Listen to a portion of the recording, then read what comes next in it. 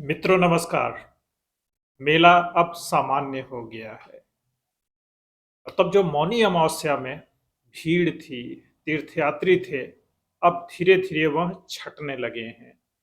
और कुंभ मेले का या माघ मेले का, और यह तो महाकुंभ है, उसका सबसे महत्वपूर्ण स्नान यही मौनी अमावस्या होता है, जहाँ पर सभी लोग एक साथ एक बार में ही स्नान कर लेना चाहते हैं।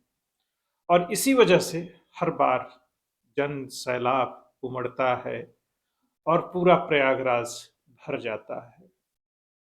जितने मीडिया वाले हैं, रील बनाने वाले हैं, और ये जो नए-नए मोबाइल जर्नलिस्ट बने हैं, उनको कुंभ होने, महाकुंभ होने का मतलब शायद ही पता हो, और उन्हें कोई अंदाजा भी नहीं होगा कि कुंभ महाकुंभ होता क्या है।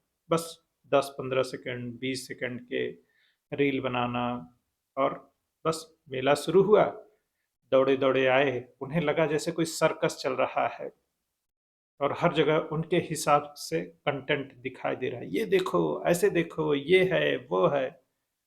ऐसा जब तक वो कर रहे थे बड़ा मजा आ रहा था उन्हें।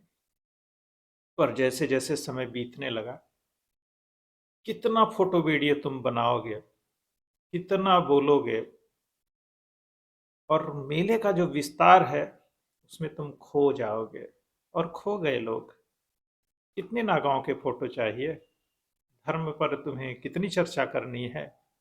कितना गूगल करोगे? कितना ढूंढोगे?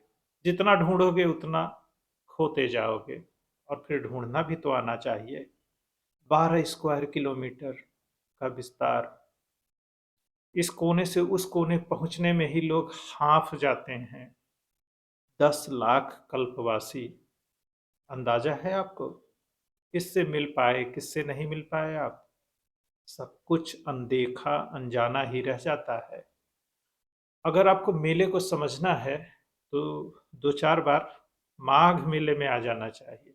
वो भी ऐसे ही होता है, हर साल होता है। और मौनी अमावस्या का स्नान उसमें भी होता है। और मेले से निकलने वाली जो सड़कें हैं वह भी ऐसे ही भरी पड़ी रहती हैं। और हर समय कहीं कुछ हो न जाए, लाख व्यवस्था और प्रबंधन के बावजूद भी डर बना रहता है। तो मेला में जो लोग आते जाते हैं, प्रयागराज के लोग हैं, वह इस बात को बहुत अच्छी तरह समझते हैं।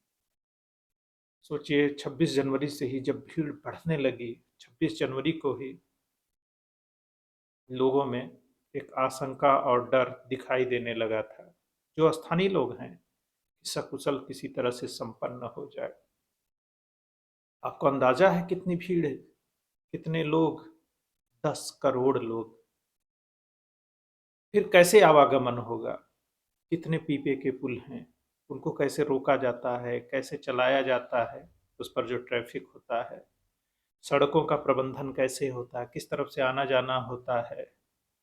बस ये नहीं था, वो नहीं था। अरे भाई, क्यों ये था, पहले आप यह जानने की कोशिश करिए। प्रोपेगेंडा के लिए कुछ वीडियो फुटेज, ये सब बड़ी आसानी से मिल जाएंगे। और हर तरह की बात कहने वाले भी आपको मिल सकते हैं। आप प्रायोजित भी हो सकते हैं, थोड़ा सा प्लान भी आप कर सकते हैं। अब सोचिए, किसी एक शहर, एक जिले में 10 करोड़ लोग आते हैं एक हफ्ते के में, इधर उधर से, ट्रेनों से, बसों से, अपने वाहन से। अब मौनी अमावस्या का स्नान उन्होंने कर लिया, अब सबको वापस जाना है। स्टेशन पे भीड़, बस अड्डों पर भीड़, उधर से आने वालों की भी यही हालत है। फिर महाकुंभ होने का क्या अर्थ है? यही अर्थ है, यही परेशानियां होती हैं महाकुंभ में। कोई 10 किलोमीटर पैदल चल रहा है, कोई 20 किलोमीटर चल रहा है, कोई 50 किलोमीटर चल रहा है। गाड़ियों का रेला और काफिला 100 किलोमीटर दूरी पर भी रुका है और 150 किलोमीटर पर भी रुका है। नगर निगम की सीमा पर भी है, और हमारे प्रयागराज जिले की सीमा पर भी रोका गया है लोगों को। और उत्तर प्रदेश की सीमा पर भी रोका गया है लोगों को।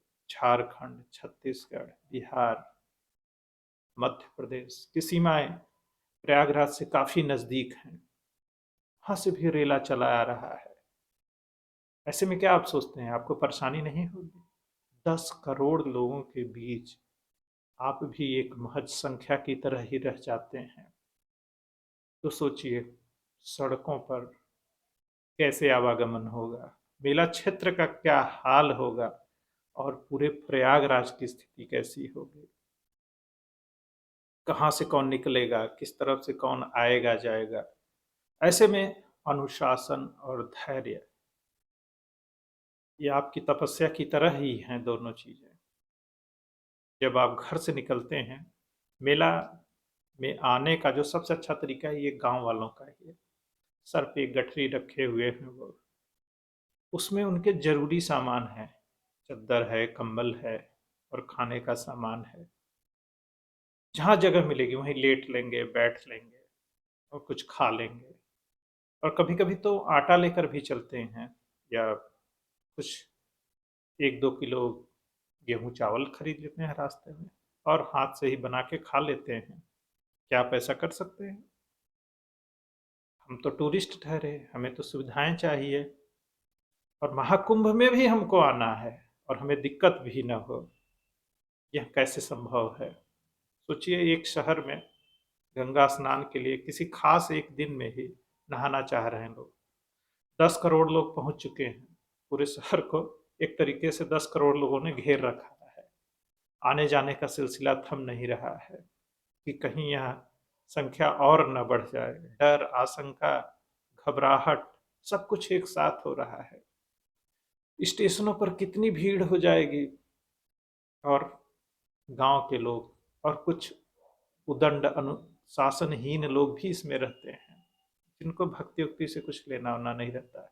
न तो वह इनके लिए तीर्थ यात्रा है, और हमारे मोबाइल वाले वीर योद्धा है जो हर जगह फोटो वीडियो लेने में लगे हैं, रील बनाने में लगे हैं और कुछ भी बोलने में लगे हैं। अरे भाई, तुम जवान हो, समझ रहे हो तो लोगों की मदद करो।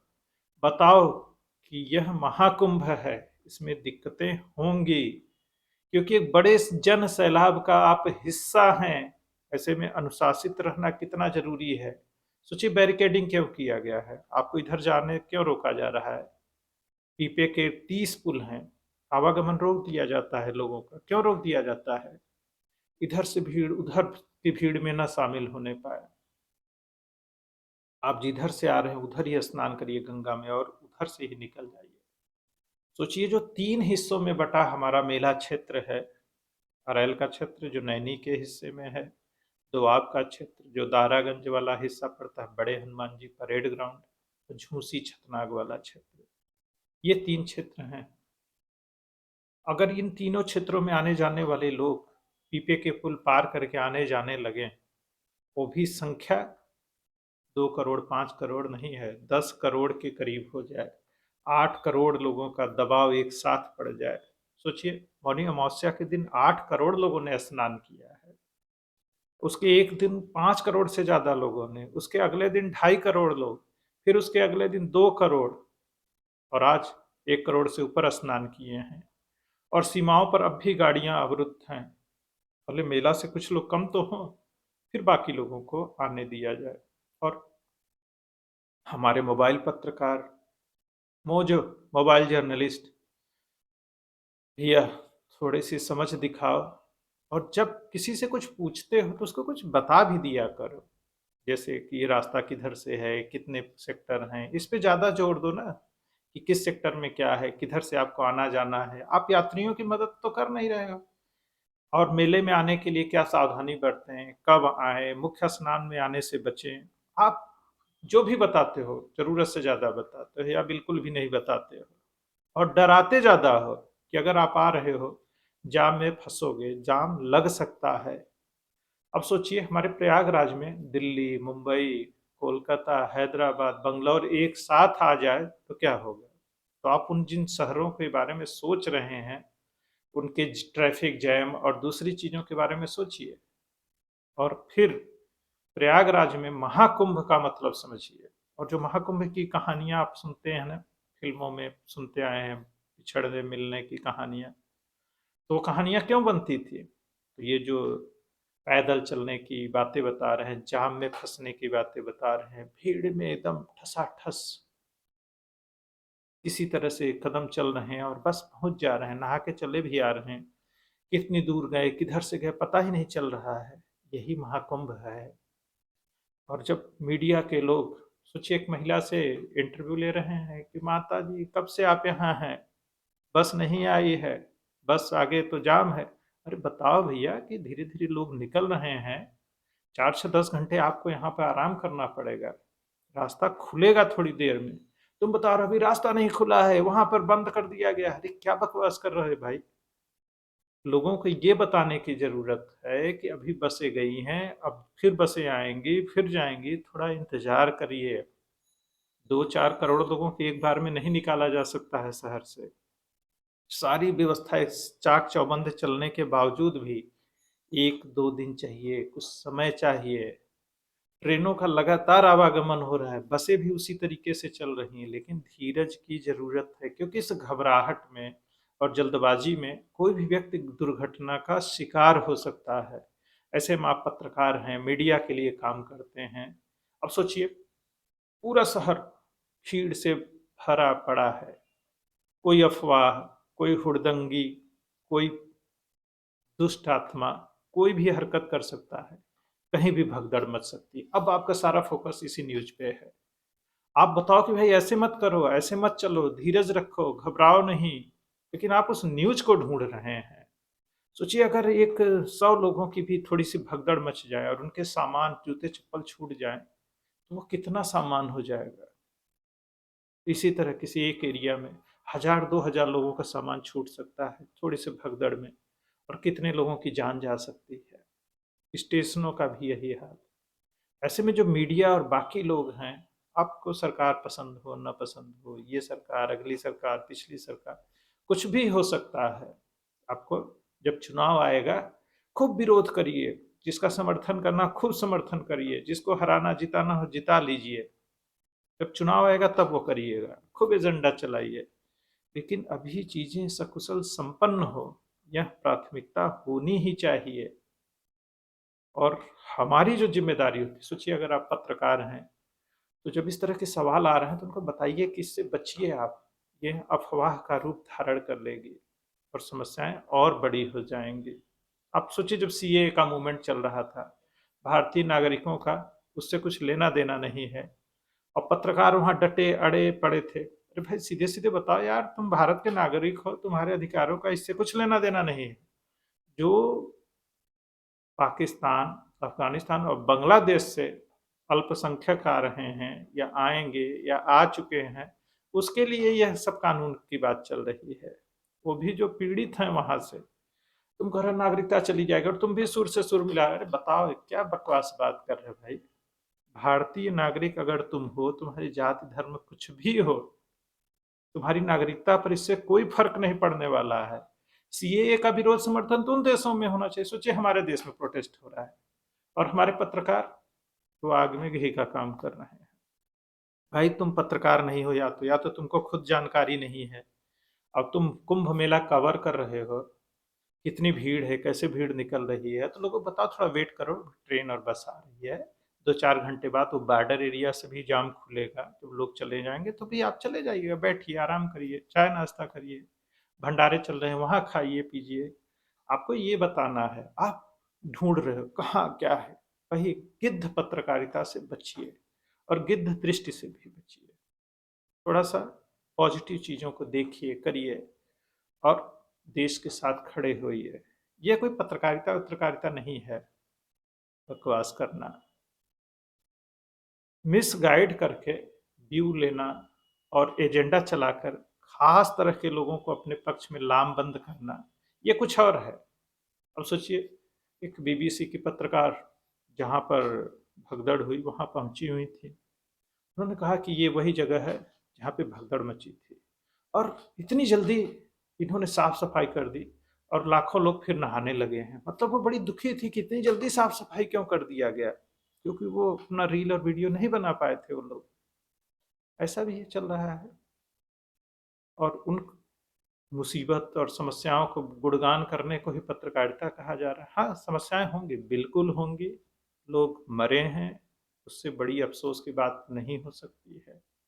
और जो सरकार है, जो सत्ता में है, जो व्यवस्था देख रहे हैं, उन्हीं की असफलता मानी जाएगी। इसमें भी कोई संदेह नहीं है और उनकी हम खूब आलोचना करेंगे। पर जन जागरूकता के लिए और मेला कैसे बेहतर हो, आप कैसे मेला में आएँ और मेला से कैसे सुरक्षित बाहर जाएँ, धैर्य रखिए, अपने साथ क्या-क्या सामान रखिए, पैदल चलने और जाम में फँसने के लिए भी तैयार रहिए, क्योंकि कोई फुल प्रूफ व्यवस्था नहीं हो सकती है 5 करोड़, 10 करोड़ लोगों के आ जाने पर। इन्हीं शुभकामनाओं के साथ कि आप स्वस्थ रहिए, सुरक्षित रहिए और अपने कॉमन सेंस का लगातार इस्तेमाल करिए, पैनिक मत होइए, धीरज और धैर्य को बरकरार रखिए, अनुशासित रहिए और कुंभ मेले का आनंद लीजिए और अपनी भारतीय सभ्यता संस्कृति को जांचिए, परखिए, पढ़िए, हड़बड़ाइए नहीं। कुंभ में आए हैं तो धैर्य के साथ आइए, कोई दिक्कत नहीं है। बहुत विस्तार है मेले का। 2, 4, 10 सेकंड के वीडियो, 5 मिनट के वीडियो और लोगों के बकवास से प्रभावित मत होइए। थोड़ी-सी भक्ति और आस्था के साथ आइए, कोई दिक्कत नहीं होगी और समय लेकर आइए। मुख्य स्नान पर्व के दिन बचिए, या आना है तो 2-4 दिन पहले आइए और 2-4 दिन बाद जाने के लिए सोचिए। 1 हफ्ते का शेड्यूल लेकर आइए, नहीं तो आराम से आइए। जब स्नान पर्व खत्म हो जाए, आराम से आइए, दर्शन कीजिए एकदम संगम तक और उसके आसपास गाड़ियां जाती हैं, कोई दिक्कत नहीं होती। लेकिन जैसे जैसे भीड़ बढ़ती जाती है, गाड़ियों को पीछे पार्क किया जाता है, रोका जाता है, बैरिकेड किया जाता है और भीड़ के साथ भी यही किया जाता है। बाकी बिना मेला देखे जाने ढेर सारी राय सलाह देने वालों के लिए भी ढेर सारी शुभकामनाएं कि स्वस्थ रहिए और अपना धंधा ऐसे ही चमकाते रहिए।